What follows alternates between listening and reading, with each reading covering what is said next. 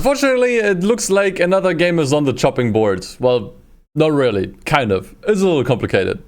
So on EA's legal and privacy page, they have a very dedicated segment for online services that got shut down. Which honestly, if you read through it, is a little depressing, I guess you could say. It's basically a graveyard of various games that either don't work anymore or don't have online services working anymore. And amongst these, as you can see, we can see Need for Speed Rivals for Xbox One, PlayStation 4, EA app, and Steam, scheduled for October 7th, 2025. It says this on the official Steam page as well, so if you check Need for Speed Rivals on Steam, you will say that the description of the game has been updated to also say online services will be retired on October 7th, 2025. Outside of this, there has been no official announcement from EA side. They just kind of like quietly updated their legal page and quietly added a line into the description of the game on Steam. Now what this means is that apparently only the online functions of the game are going to get shut down, but I find this a little weird. From my experience, usually online shutdowns kind of go hand in hand with delistings. So I wouldn't be surprised if at some point further down the line either EA clarifies that the game will also get delisted, or it is going to get delisted pretty much shortly after the online services get shut down. Especially with Need for Speed Rivals being a fairly online-focused racing game. I remember that was like the entire point behind the marketing behind that game, is that you have racers coming in from everywhere, from all over the world, and they can just interrupt your races or join as cops or whatever. It was supposed to be this really seamless, integrated racing game experience with a heavy focus on online. So once that's gone, I'm not sure how much of the game is still going to be left in terms of playability, as well as whether the game is still purchasable or not. I think it is still going to be purchasable, but probably not for very long. Now, what bothers me about this is not that the game loses its online component. I think that is somewhat reasonable, as certain games just don't really amass the kind of player count to justify paying for the server costs. And I think especially in the case of Need for Speed Rivals, I don't imagine there was this many players still left. However, with the Stop Killing Games campaign that is still currently running, which by the way, if you haven't signed it in, if you are an EU citizen, you should absolutely still do. But with the Stop Killing Games campaign, at this point on, if it passes and there is some actual positive legislation that comes from this, in the future, publishers are required to give an end date when an online service in a game actually ceases to function. So we will not have these weird situations like right now where like one small line is updated on a product page that literally no one looks at anymore, no one reads anymore, and we just kind of have to like scramble together to still play the game for like the last 3 months that the game is still available. So if everything the Stop Killing Games initiative proposes actually gets passed, then in the future publishers will have to say ahead of time, before they actually start selling a game, when an online service actually got shut down for a game, so that you know ahead of time how much time you have available until the game is not playable anymore in online, which I think would be way better than what it is currently. Now the funny thing is about Rivals is that Most Wanted 2012, the game that came before it, does not have an online service shutdown scheduled. In fact, they are still alive as we speak, which is pretty interesting. It might be either due to Most Wanted 2012 having a more populated online multiplayer. I think that is probably the main aspect, but I also think there might have been some differences in server architecture, that maybe Most Wanted 2012 is coupled to other servers somewhere else that are somewhat cheaper to run. It's hard to speak on this from a layman and a regular player, honestly. But that is definitely interesting that Most Wanted 2012 still has its online features fully available to this day, and Rivals is now basically on a 3-month countdown until you can't really play it online anymore. Now the thing is with Rivals, some online features are actually already disabled and have been disabled for a while. So one major integration that Rivals used to have was I think it was called Overdrive, where you could basically link your phone to the game, so to speak, and you could kind of interact with various things like place roadblocks or whatever. And this app came with very specific rewards, liveries, and goodies and that kind of stuff. Things that haven't been available for ages, but these days there are mods available like this one here, where you can basically just patch all of the content back in if you have the game on PC. I do think we're gonna probably see similar things like this when it comes to the online itself getting shut down. Now, I'll be honest, I never really played Rivals that much online, so I'm not sure if there are any specific cars or rewards that are locked behind the online mode. But I'd imagine if it shuts down, we're probably gonna see a similar mod like this as well. Now, I decided to take the opportunity to check back into the game because I quite frankly have not played it in ages. I did finish this game on PC, I definitely remember, so I'm not sure why I'm on a completely fresh save file here. I must have probably reset my save file at some point. But yeah, I just kind of wanted to use this video as well to give a bit of a post-mortem about the game. I have almost never talked about this game on my streams, and I don't think I've ever streamed it either. So NFS Rivals was a bit of a mixed bag when it came out. There was a lot of people that didn't like it for various reasons. But then there were also a bunch of people that enjoyed it, especially compared to the games that came out previously in the franchise. Me personally, I jumped onto this game very, very late. I think I want to say like at least, I think in 2016, 2017, so like 3 or 4 years after the game came out, and I played it on PC, at which point there were already a bunch of like improvement mods and patches from the community. So my initial experience with this game was definitely more positive than most people who played the game on launch where things were not great.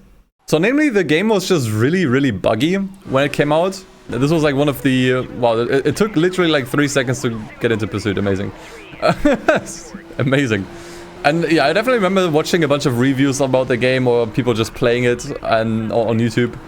And it was really buggy, which isn't hardly a surprise because one fun fact about this game is that this was cobbled together in, I think, like 9 months. This game didn't even have a full year of development as far as I understand. At least not dedicated development. There might have been like a couple months of pre-development while they were also still working on Most Wanted 2012, so the game was already in its conceptual phase. But in terms of like dedicated development, I think this must have only been like 9 to 11 months in production. I don't think this game got a full year, and on launch it definitely showed. It was really, really buggy. Now on top of that, it also ran really poorly on consoles. So if I remember correctly, this game was kind of a cross... Okay, amazing. Guess the server's already shut down, I guess. What the... Okay, and we're back. Great. So as I was saying, this game was actually, as far as I remember, a cross-platform title. So a cross-generation title is actually more accurate. So this game was available on both the, at the time, new consoles, the PlayStation 4 and Xbox One. And I want to say definitely the Xbox 360. I'm not sure if this also came out on the PlayStation 3. And suffice to say, this game ran absolutely, absolutely poorly on the, at the time, old generation consoles. This is not a game that I think you should ever play on an Xbox 360 or PlayStation 3 if it came out on that system as well. Especially these days. Okay, great. Especially these days, the only platform you should play this game as is on PC, especially with, you know, the online service getting shut down. I think there is a slight chance for this game to get a revitalization, like people working on private servers, like we've seen with Need for Speed World, for example. But also just many improvement mods, like the one you can see right now. We are playing the game at over 30 FPS. This was also a major complaint when the game was still new, that not only did the console versions run badly, but the PC version was also kept to 30 FPS, which was really terrible. And I honestly cannot think of many games in general, but in particular racing games, that came with 30 FPS unlocked. And I want to say like 30 FPS for racing games can be fine. It really depends on the game, and I think with this game in particular, it just doesn't really work out. I think this is not a game that I think you should play in 30 FPS. It's just way too fast, way too chaotic. I think higher frame rates are definitely the way to go here. And since I am playing on PC, there are actually a bunch of alternatives now, or a bunch of methods now to play the game on higher frame rates. One method that was there before required you to basically just add like a command line argument in the advanced launch options in the EA app, or formerly known as Origin. These days there is actually like a fully dedicated mod to actually fully uncapping the frame rate to whatever your monitor supports without any major bugs as far as I'm concerned. I'm gonna leave that in the description below if you want to check it out. I think it's made by Tendo. Okay. Now this right here, the Need for Speed Rivals frame rate unlocker, basically does exactly what it's supposed to. As I said earlier, made by Tendo. Huge shoutouts to him. Click on the Releases tab here. If you want to download this, and then this right here is the file. And then just follow the instructions here. Now, one thing that it doesn't say in the instructions that I'm going to tell you right now, because this is something that I missed. Here, where it tells you to use Frosty Mod Manager, you have to start it in administrator mode, or this will not work. Now, overall, I think Rivals was a bit of a downgrade to Hot Pursuit 2010. I think most people can agree on this. It just didn't really feel as tight in terms of like just overall gameplay, in terms of handling, in terms of physics, and in terms of progression. But I will say, despite that, I still like this game quite a lot. And in fact, I would maybe even argue that I like this more that I like this a little bit more than Hot Pursuit 2010, which I know is a massive hot take. But there are a lot of aspects about this game that I think you can easily appreciate. Like, as you can see right here, this was actually the return of some light amount of customization, which at this point in time, we have not seen for quite a while. Now, it wasn't anything super crazy, like you can't apply body kits or anything super nutty. But some light visual customization, I think at this point was something that a lot of people really asked for that played Need for Speed. And they gave it to us. You know, this was like the kind of game where you could actually customize your car again for the first time in a while. So I think for that it already deserves some brownie points. The Pursuit tech actually has a lot more stuff to it now. So you have stuff like, for example, the shockwave and the, I think, electrostatic field. There we go. Which I think you can also use in combination for some super wacky effects. I think overall, in terms of just the power-ups and weapons, I think this game just is a bit of a step up over Hot Pursuit 2010, where it's just like more of a gimmick, and here it felt more like an integrated feature to me. That's a lot more fleshed out, where you can also upgrade the Pursuit tech here, as you could see, right? Like this is level 1. And we can also just later on upgrade these to become better. I think this was also a feature in Hot Pursuit 2010, but here it just felt a little bit more purposeful because you actually had to spend your money on this, basically. Another thing that I really like about this is the map, and this might honestly shock some of you guys if I say this, but I think honestly this might be one of the best maps in the Need for Speed franchise, which is a little bit crazy because if you look at it from the map overlay screen, doesn't really look like anything super spectacular. In fact, it is rather small. But I think what makes this game so special in comparison to many other Need for Speed maps is just the variety in biomes and atmosphere. So, for example, down here you have this entire deserty area, which is directly connected to a more alpine snow area. And then you have the fields and forests over here. I think it is by far the most diverse Need for Speed map ever made. And especially if I were to compare to, let's say, for example, the latest Need for Speed, Unbound, which honestly it feels like you have the city and the forests and nothing, and everything in between is the same. There's nothing else. Here you actually had dedicated biomes that felt distinctively different. And this is what really made the map feel a lot bigger than it actually was. Now, admittedly, one problem with the map is that the transitions from one biome to the next are pretty rough. Now, you can see how quickly you basically switch from the more foresty area here near the lake to the desert, and then even more so here from the desert to the alpine area. Those were not the most graceful transitions. But overall, I appreciate the map for just trying to be as diverse as possible. And I think it actually is still to this day the most diverse Need for Speed map we've ever had. And another thing I really appreciate about this game in particular is just the atmosphere. I mean, look at this, dude. Like, there's just so much animation here, is the only way I can describe it. Like, you can see the water crashing against the ground here. You have slight raindrops. You have the leaves blowing through the wind. It just feels so alive. You have a bunch of like seagulls flying around the lighthouse here, and a few more over there. Like, honestly, like when it comes to just atmosphere, I think this to this day is still probably among my favorite Need for Speeds. And I will actually come out and say that I think this game's atmosphere, god damn it. I will say, if we're just talking about atmosphere, I think this game still blows most Need for Speed games out of the water because of, as I just showed earlier, how animated everything is, how alive the map feels. And it shows that you really don't need like a lot of traffic or pedestrians to make a map feel this way. And the atmosphere further gets amplified through the music, which I obviously can't play, unfortunately, because of copyright. But in my opinion, this was also the last Need for Speed with a universally beloved soundtrack. Now, some might say that maybe Need for Speed 2015 still falls under that umbrella. I personally thought 2015's music was a bit more of a mixed bag. Whereas I think this was actually the last game where I would say like 80%, at least 80% of the soundtrack is a banger. And it honestly has some of my all-time favorite songs as well in the entire franchise. Like Technicolor by Median or the Castle of Glass remix from Linkin Park. Like just absolute bangers that I think make driving around this map, that once again I think in terms of atmosphere feels so amazing. It just makes it so much better. The only problem was that whenever you got into a police chase, the music would interrupt, so you could never actually truly enjoy it. I think there might be a mod that fixes that as far as I know, but yeah, soundtrack, atmosphere, I think this is just still one of my favorites, if I'm being honest. Like, this is just a game where I just really enjoy driving around and listening to the music, where I really honestly don't need to do much of anything. And this is something that feels really strange to say about a Need for Speed game, if I'm being honest. And also I gotta say, graphically, this also holds up incredibly well. For a game that came out, at this point it's like 12 years ago, was a cross-generation title that came out right when the PlayStation 4 and Xbox One was still new.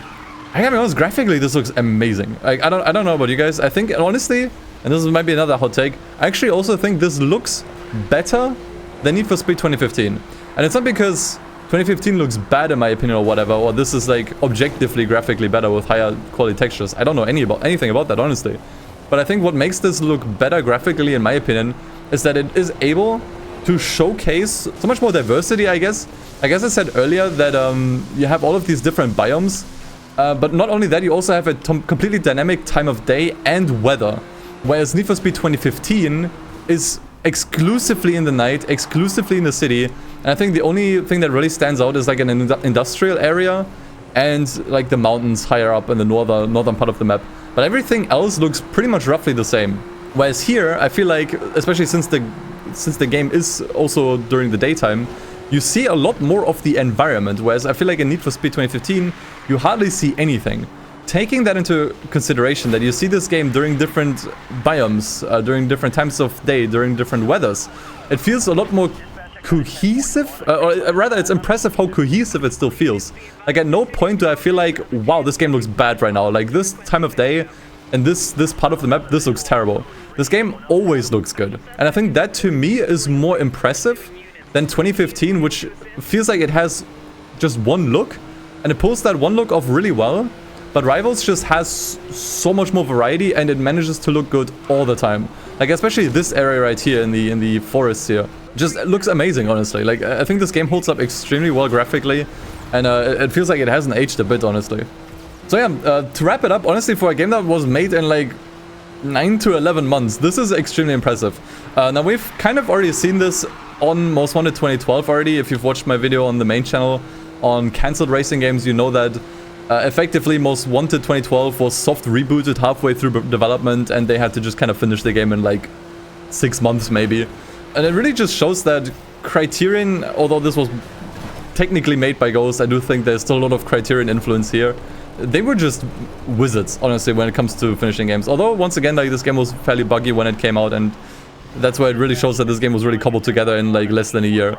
I think all in all, especially with the state the game is in nowadays, it's hella impressive, and I will never have enough respect for Criterion and the situation they were in, with how much they were pressured by EA at the time and how little time they had to finish any of their games. In fact, this was actually the last Need for Speed that came out during a yearly release cycle. Like after this game in 2014, there was no release, at least no mainline release. I think No Limits might have come out in, no, actually I think No Limits was 2016.